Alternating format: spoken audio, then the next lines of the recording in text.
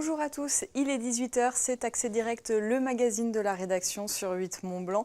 Ravi de vous retrouver pour cette demi-heure d'actu et de découverte. Plein de belles choses ce soir au programme. Je reçois dans quelques instants Alain Méline, le président du directoire de la Banque Les Derniers. Nous parlerons économie locale, marché frontalier et mécénat. Et après notre petite revue de presse quotidienne, Pascal Cobert me rejoindra sur ce plateau. Le photojournaliste partage événements et coulisses du jazz depuis plusieurs années. Déjà, il viendra nous parler de son abécédaire amoureux du jazz. Et enfin, comme chaque vendredi, Camille me rejoindra pour ses idées de sortie du week-end. Plein de choses à faire encore une nouvelle fois. Mais avant, salut Seb. Salut Fanette.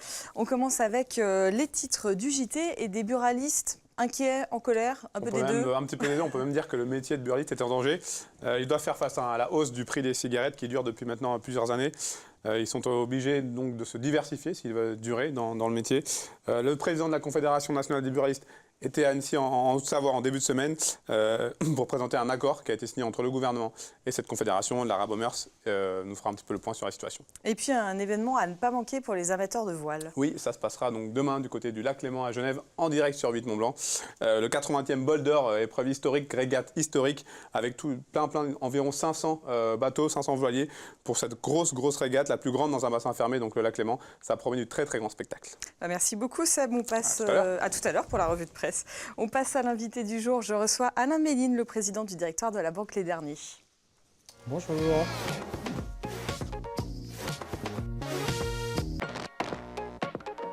Bonsoir, merci d'être sur le plateau d'Accès Direct. Alors, en quelques mots, petite présentation rapide. La Banque Les Derniers a été créée en 1891 à Annecy. Son siège est toujours à Annecy. Elle couvre les Pays de Savoie et le Pays de Gex avec 40 agences et plus de 320 collaborateurs. Donc c'est un plus que centenaire qui se porte plutôt bien. On va le voir. Alors la santé des banques est un bon indicateur de l'économie locale. Comment ça va? Comment s'est passée l'année 2017? L'année 2017 s'est très bien passée dans les banques en général parce que l'économie des Pays de Savoie se porte bien. Donc quand l'économie se porte bien, les banques se portent bien et là-dessus on peut dire qu'on est à peu près satisfait. On a coutume de dire qu'on est sur un territoire plutôt dynamique. Ça, vous le constatez tous les jours? Oui, très dynamique. Bon, moi qui, il y a quelques années, était dans une autre région un peu moins riche, je fais bien la différence entre les Pays de Savoie et d'où je venais. Et c'est effectivement très dynamique et ça se confirme d'année en année surtout. Les crédits sont à la hausse, généralement et particulièrement chez vous. Ça veut dire que les particuliers et les professionnels ont repris confiance? Alors, repris confiance, je ne sais pas, mais en tout cas, effectivement, il y a eu beaucoup de crédits. Alors, c'est vrai que les particuliers, c'est aussi les nouveaux arrivants, c'est l'envie aussi de posséder sa maison. Voilà, donc ça, c'est un peu... Ça a toujours été assez actif.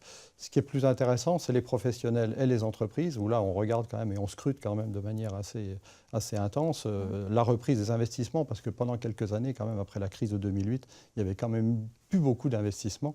Et là, quand même, ces dernières années, on constate quand même de très belles reprises d'investissements. Et ça, c'est intéressant. Et ça, pour vous, c'est rassurant? Parce que je suppose que vous avez besoin de ces investissements-là. Oui, tout à fait, c'est rassurant. Et puis, l'outil industriel commence à vieillir aussi, donc il faut le renouveler. Et puis, il y a aussi des entreprises qui se créent. Et donc, c'est très intéressant, effectivement, la reprise de l'investissement. Ça veut dire que l'emploi derrière se porte bien, ça veut dire que l'économie se porte bien. L'investissement, c'est très important. Alors, l'économie se porte bien aussi parce qu'il y a...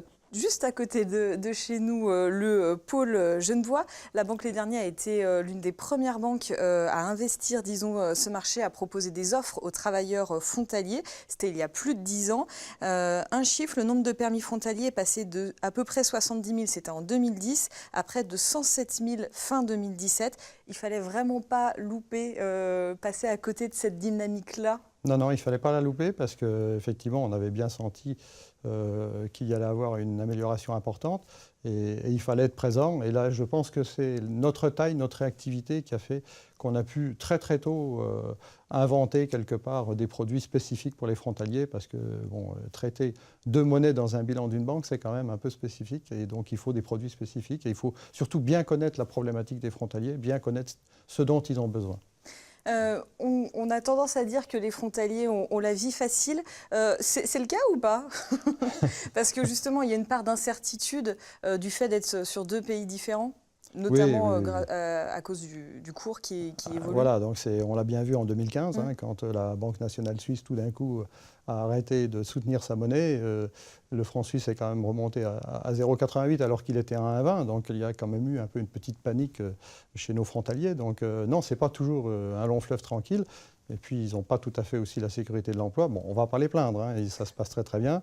Mais voilà, il ne faut pas croire que tout est rose non plus. Il y a eu des problèmes aussi d'assurance maladie, un certain nombre de soucis. Donc voilà, ce n'est pas toujours un long fleuve tranquille. Et du coup, votre rôle à vous, dans cette incertitude-là, elle est où? Il est où?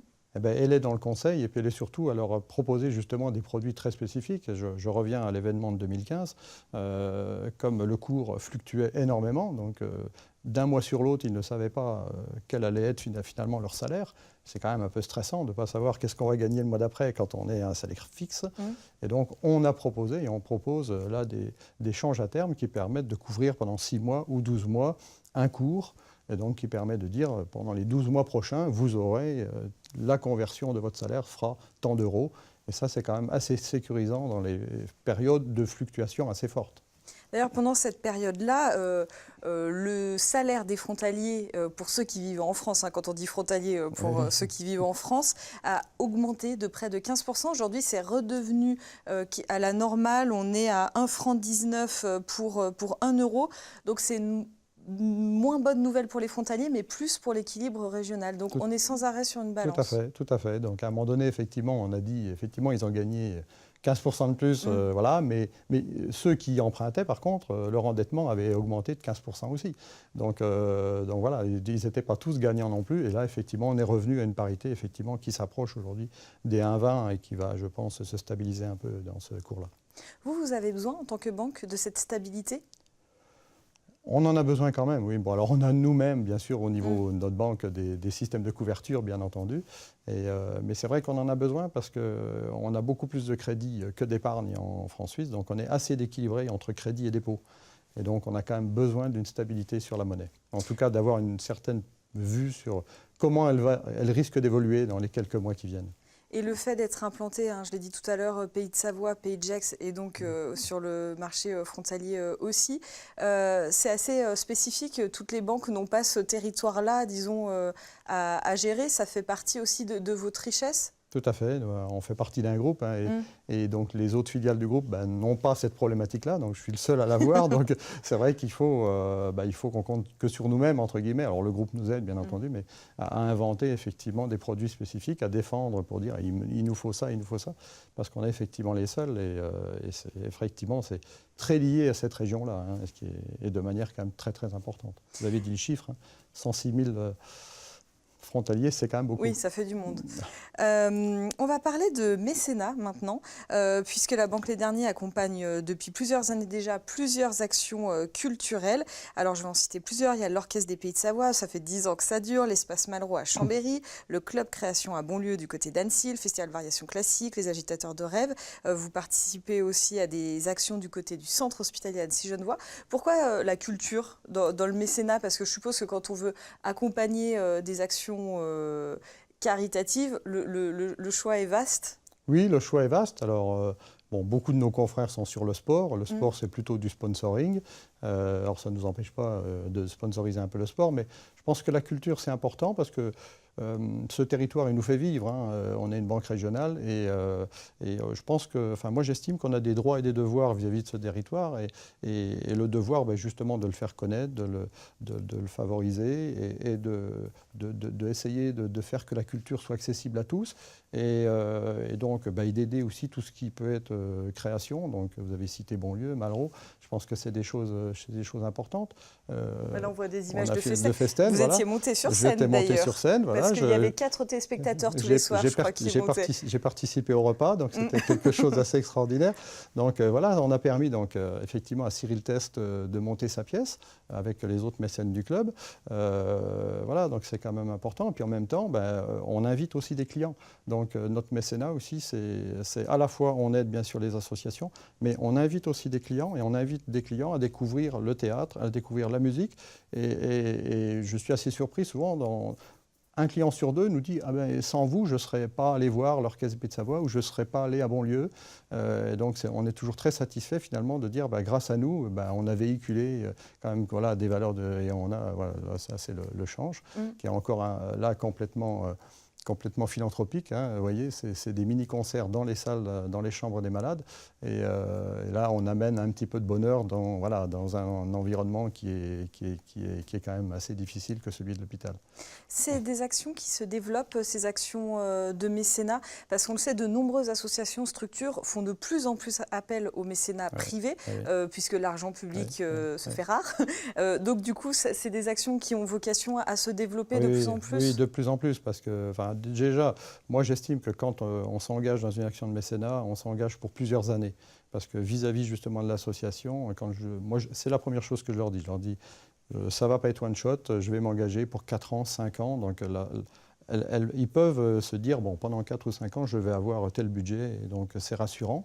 Et puis, effectivement, c'est important aussi, comme Malraux, comme Bonlieu, ou comme l'Orchestre des Pays de Savoie, qu'on voit là, de pouvoir dire aux administrations publiques, au ministère de la Culture et autres, le privé aussi nous aide. Ça les aide eux aussi à aller récupérer des subventions, de dire certes, on va chercher des subventions publiques, mais il y a aussi le privé qui s'y intéresse, qui nous aide, et il faut les deux. Parce que voilà, donc, et grâce à nous, ils ont reçu des prix, notamment à l'Orchestre des Pays de Savoie et au Change. Donc voilà. Donc mission accomplie. Mission accomplie, mais la tâche est grande et il faut continuer parce que, voilà, je vous le dis, moi j'estime qu'on a des droits et des devoirs et ça fait partie de nos devoirs d'amener la culture au plus profond des foyers. Alors ne manquez pas l'invité juste après, je ne sais pas si vous aimez le jazz parce qu'on va parler de l'abécédaire amoureux du jazz, ça pourra vous intéresser. Merci d'être venu sur le plateau d'Accès Direct, merci beaucoup. Merci beaucoup. On va passer à la revue de presse avec Sébastien. Rebonjour. Et on va commencer avec un événement, je sais que tu as hâte. Ça sera le 21 juin, beaucoup de monde, plus de 60 000 personnes attendues à Genève. Donc, dans l'idéal, on n'y va pas. Non, je crois que c'est Manu quand même qui... C'est Manu qui est hâte. On pense déjà fort à lui. Et comme tu l'as dit, Fanette Pape François sera donc à Genève le 21 juin.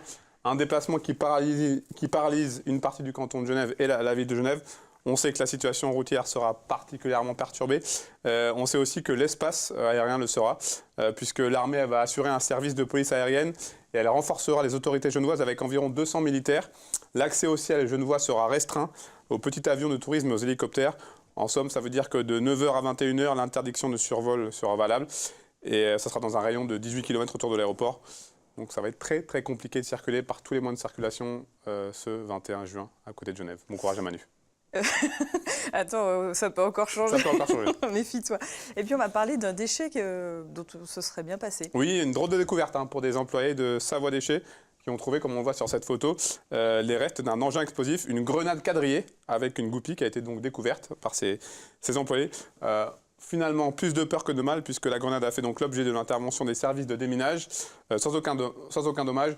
Apparemment, selon les premiers éléments de l'enquête, la personne qui s'est débarrassée de cette grenade l'avait mis, on va dire, en mode, je ne sais pas comment on dit, mais désactivé. L'avait désactivé. D'accord.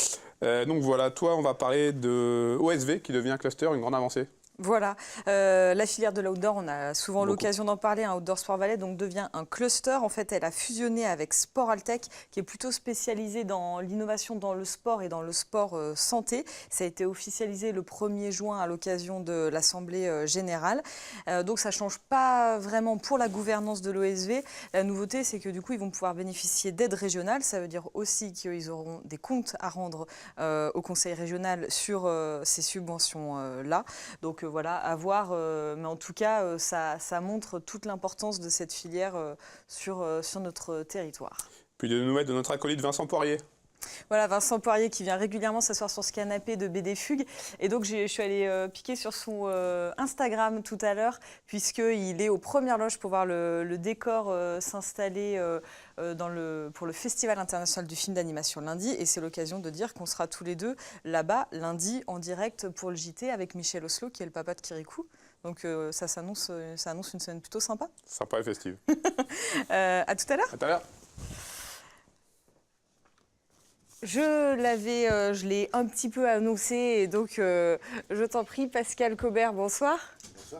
Alors, on te connaît sur ce canapé, notamment pour diriger la revue culturelle L'Alpe. Tu es déjà venu en parler. Mais aujourd'hui, c'est avec ta casquette de photojournaliste qu'on te reçoit et passionné de jazz, amoureux. On va en reparler. Tu as sorti cet abécédaire amoureux du jazz. C'est aux éditions Snook. Oui, Snook. Snook, voilà. C'est un travail vraiment sur le long terme que tu révèles dans ce livre-là. La photo la plus ancienne, celle que j'ai vue en tout cas, je suis remontée jusqu'à 1985.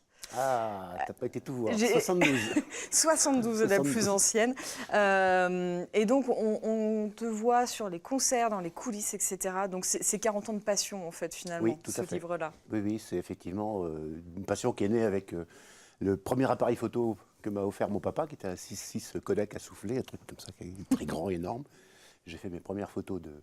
Alors, c'était pas du jazz à l'époque, je disais 72, mais effectivement, tu as raison, la première date de un peu plus longtemps après.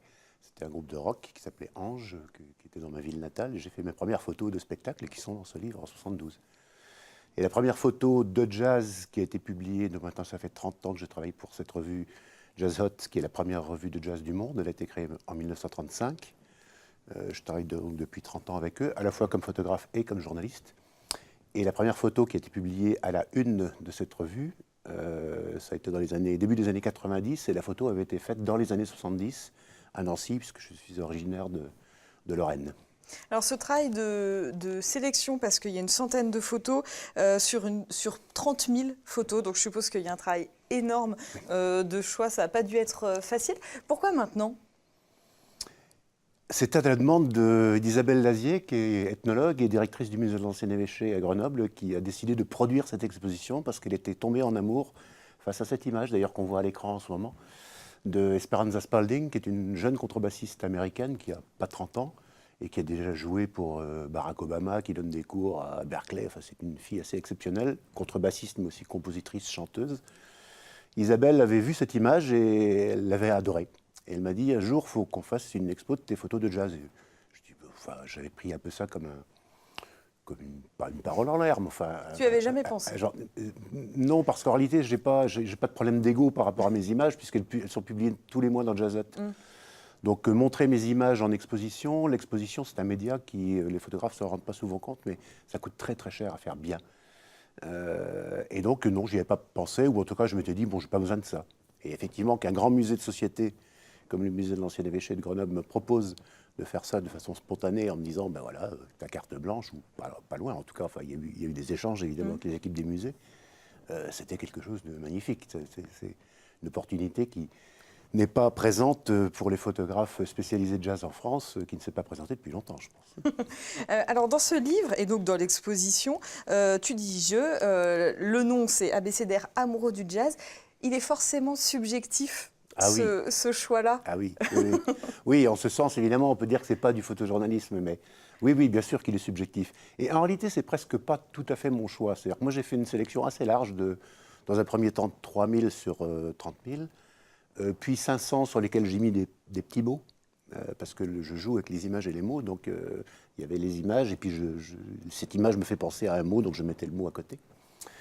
Et en réalité, sur ces 500... c'est presque Isabelle Lazier, enfin les équipes du musée, plus Corinne Touras, la scénographe qui a travaillé à la fois sur la réalisation, la direction artistique du livre et sur la scénographie de l'expo. C'est pratiquement elle qui a choisi les photos.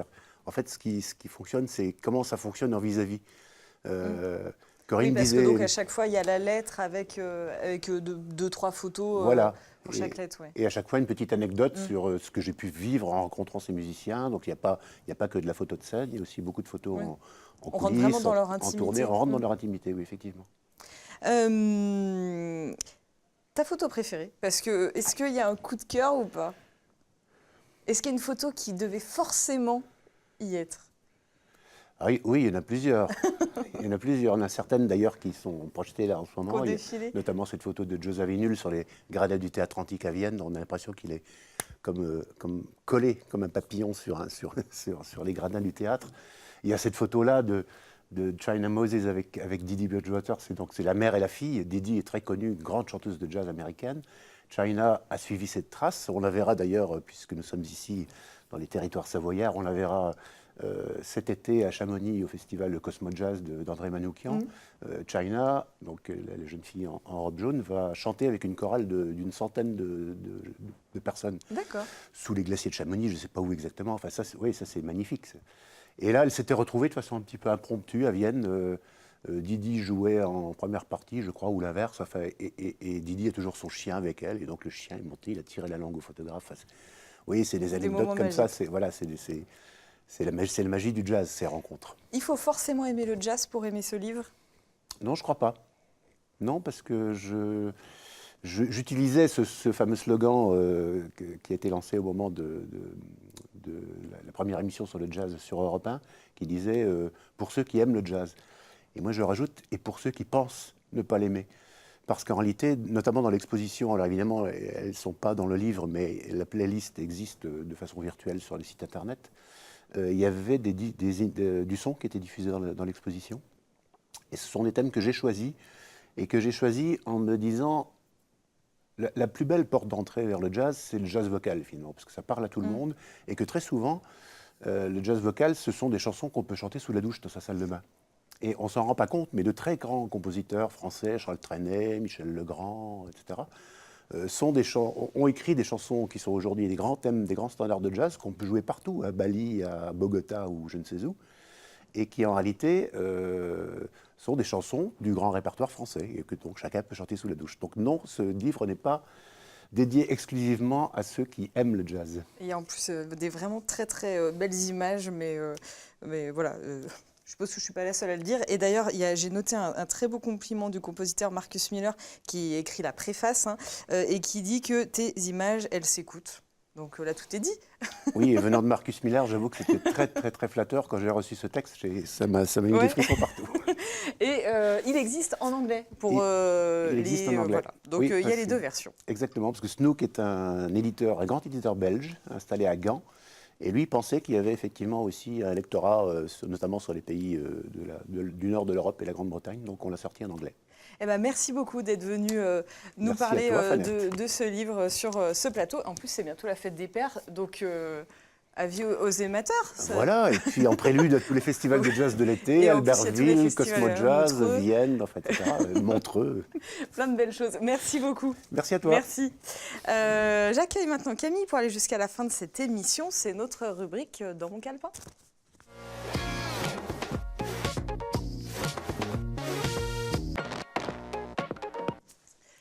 On commence à Genève. Camille, bonjour. On commence à Genève. On s'est vu. Oui, on travaille dans le même bureau. Très jolie veste. Merci, je t'avais promis de te le dire à l'antenne. Donc... On commence à Genève. Oui, tout à fait. Je te propose de commencer avec la Veggie Week. Donc chez nos voisins suisses, tout simplement, c'est un événement gastronomique végétarien qui se déroule depuis l'année dernière au mois de juin dans les restos gastronomiques les plus en vue. L'idée, c'est de mettre en lumière les créations végétariennes de grands chefs dans, je cite, une optique plaisir et non militante. Pour le concept, moi je trouve ça très bien. Manger bien dans un magnifique lieu, je dis oui. J'ai donc fait ma curieuse et il y a 12 établissements participant à l'opération, dont le restaurant doublement étoilé du domaine de Châteauvieux. L'opération a commencé le 4 juin et se termine le 17, donc vous avez encore une bonne semaine pour en profiter. Comptez entre 40 et 120 francs suisses pour un menu et toutes les infos sont à retrouver sur veggieweek.ch. Et puis un peu de musique puisqu'on parlait de jazz. Voilà, je n'avais pas de transition, donc c'est parfait. Donc voilà, je me permettais quelques mots sur un concert qui a lieu samedi soir à l'église de Manigot. C'est Louis Ours que nous avons reçu sur ce plateau il y a quelques jours qui m'en a parlé. Le Chœur des Femmes et Aravis Harmonica donnent un concert ensemble au profit de l'association Live qui développe beaucoup d'activités en montagne pour les personnes en situation de handicap. L'association développe notamment des engins Quadrix permettant donc aux handicapés de parcourir les chemins de montagne en autonomie. Chaque engin coûtant entre 6 000 et 10 000 euros. On n'hésite pas à aller assister à ce concert qui est gratuit et à laisser une petite pièce pour aider. Et puis on va parler un peu de sport. On commence avec du vélo. Oui, une fois n'est pas coutume, un petit peu de vélo. Un des gros événements chaque année depuis 1947, c'est le Critérium du Dauphiné. Alors pour rappel, c'est un événement qui se déroule au mois de juin et précède de quelques semaines le Tour de France, où la plupart des grands cyclistes sont venus marquer les esprits. C'est un peu l'échauffement et l'entraînement du coup avant ce tour, et il est composé de très belles étapes. Pour cette dernière étape, le départ sera donné à 10h50 à Moutier en Savoie ce dimanche et s'achèvera à Saint-Gervais-les-Bains en Haute-Savoie en début d'après-midi. Une étape qui traversera donc Bourg-Saint-Maurice-les-Arcs, le Corbet de Roseland, Beaufort, le col des Saisies et Megève, un trajet de pas moins de 136 km. Si on ne sait pas quoi faire, Voilà, on peut se balader. Et toutes les infos de l'étape sont à retrouver sur le site qui va s'afficher en bas de votre écran, critériumdudauphiné.fr. Et si vous n'avez pas la possibilité de bouger, c'est aussi diffusé sur nos confrères de France 3 de 13h30 à 15h. Et puis encore du vélo, mais un peu plus agité, j'allais dire. Je ne sais pas si c'est le terme. Mais... c'est un petit peu le terme. Donc on reste dans le VTT avec l'Alps Bike Festival, anciennement connu sous le nom du Rock des Alpes. L'événement a changé de nom cette année, mais a aussi évolué. On garde l'esprit sportif accessible à tous, mais on y ajoute des concerts et des animations pour encore plus de convivialité. Que vous soyez expert ou novice, il y en aura pour tous les niveaux. Pas moins de 20 formats d'épreuves VTT ou en vélo à assistance électrique seront proposés pour s'adapter à tous du 15 au 17 juin. XC marathon, enduro, rando gourmande ou encore course enfant. Vous pourrez vivre l'événement en mode compétition ou plutôt en mode plaisir. Kylian Bron, le rider de l'extrême originaire de la région, est l'ambassadeur de ce bel événement. Je vous propose de l'écouter tout de suite. Tous, c'est Kylian Bron. Je voulais juste vous rappeler que le 15 janvier, les inscriptions de l'Alps Bike Festival commençaient. Je compte sur vous pour vous inscrire et pour vous entraîner aussi un peu. Donc ça passe par un peu de pump track avec un peu d'airbag. Yannick, par un peu de ski.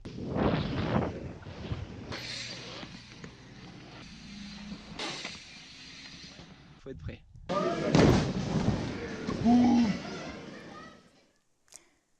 Voilà. Ouais. Pour les inscriptions, c'est encore possible jusqu'au 13 juin, voire le 15 juin selon les épreuves. Vous pouvez aller sur le site qui s'affiche en bas de votre écran. C'est le moment de vous inscrire pour un joli événement à partager entre amis, famille ou même au couple. Et je crois que tu voulais dire quelque chose. Juste dire que c'est à la Clusa. Voilà, c'est à la Clusa, oui, effectivement. Je n'ai pas précisé.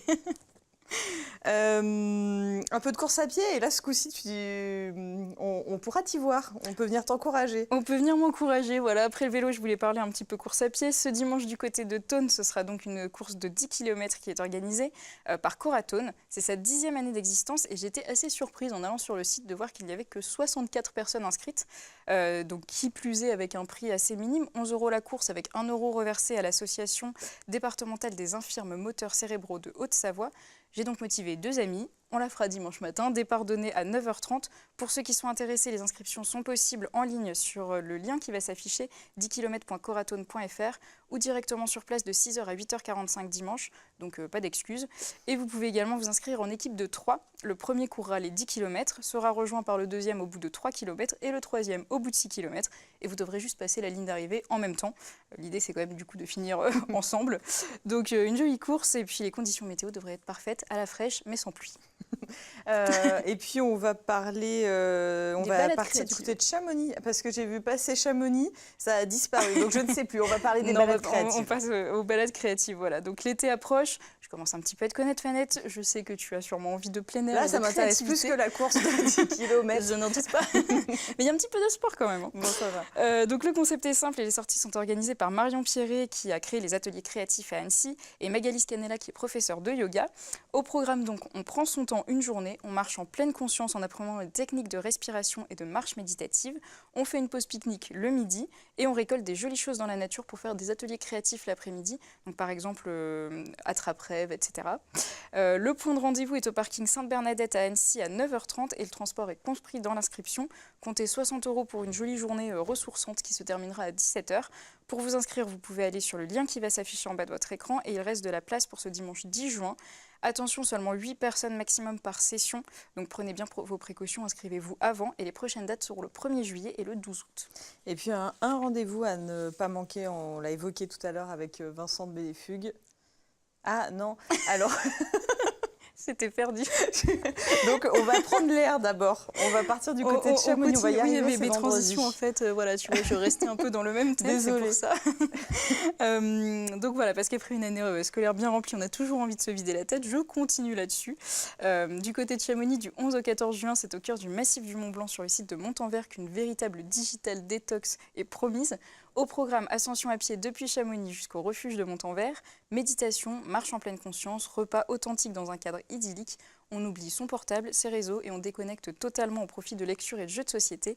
Un joli séjour de 3 nuits en pension complète pour prendre conscience de la nature qui nous entoure.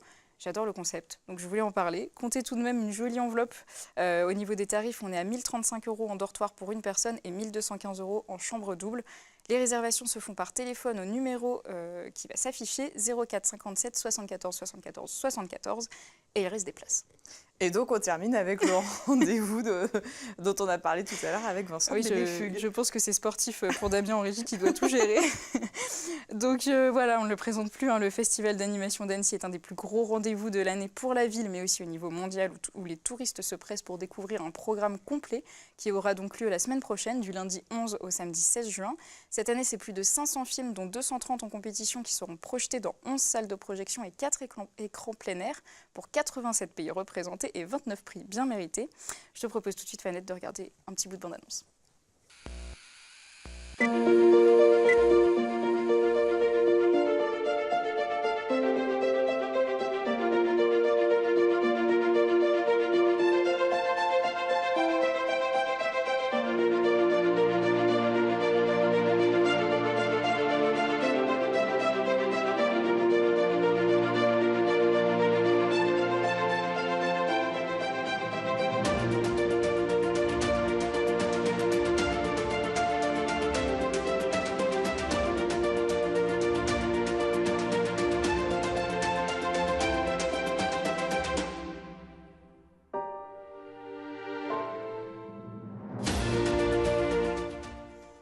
Un bel événement donc où vous aurez la possibilité de participer à des conférences animées par des professionnels du secteur, de rencontrer des réalisateurs et des dessinateurs ou encore de visiter des expositions libres d'accès sur le thème de l'animation. Vous pourrez entre autres découvrir également quelques séances événements telles que Hôtel Transylvanie 3, Les Indestructibles 2 ou encore Dragon 3 que j'ai très envie de découvrir. Pour les tarifs, pour un billet, une séance comptez 7 € en plein tarif au cinéma Pathé et Bonlieu, 5,50 € à la MJC de Novelle et à la Turbine. Et pour ceux qui voudraient profiter gratuitement du festival, sachez qu'il y a donc les séances en plein air au Paquier tous les soirs et dans d'autres lieux, notamment la Turbine et au musée Château. Un seul conseil pour bien profiter du festival, sortez les kawaii, quoi. Non, il va faire beau. Il faut écouter la petite chronique de Sophie qui en a parlé le 1er juin. Elle a dit la première quinzaine de juin, il va pleuvoir. Et pour l'instant, elle ne s'est pas trompée. Donc j'espère, je croise les doigts. Merci beaucoup Camille. On va switcher les rappels des titres puisque leur tourne et de toute façon le JT c'est tout de suite avec Sébastien qui vous attend. On parlera des buralistes qui sont inquiets pour leur avenir et du bol d'or à Genève. Merci beaucoup à toute l'équipe, merci à nos invités, merci à vous de votre fidélité. À très bientôt.